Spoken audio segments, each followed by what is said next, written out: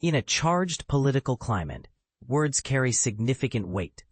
House Speaker Mike Johnson recently found himself defending his characterization of anti-Trump protests as hate America rallies.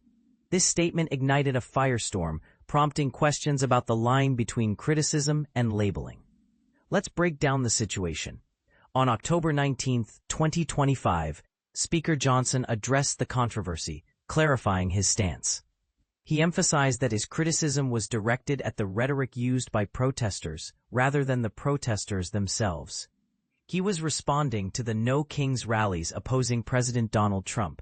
During an interview on ABC News this week, co-anchor Jonathan Karl brought up Johnson's previous comments, which included a comparison between the protesters and the modern Democratic Party. Karl pointed out Johnson's earlier statement about viewing fellow Americans as countrymen, not enemies. Johnson responded by stating, "I've never called anybody an enemy." He then highlighted what he perceived as hateful messages during the rallies, citing violent rhetoric and calls for violence against the president. But here's where it gets controversial. Johnson's remarks also drew criticism for linking anarchists, Antifa advocates, and pro-Hamas groups with the modern Democratic Party. When pressed on this point, Johnson defended his comments, stating that he never claimed it was the entire Democratic Party.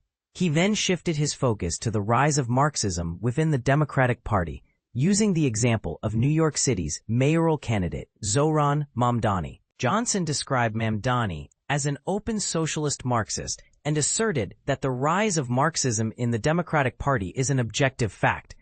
And this is the part most people miss. The speaker's statements are a developing story, and further updates are expected. What do you think? Do you agree with Speaker Johnson's assessment of the protests and the Democratic Party? Or do you believe his statements are an overreach? Share your thoughts in the comments below.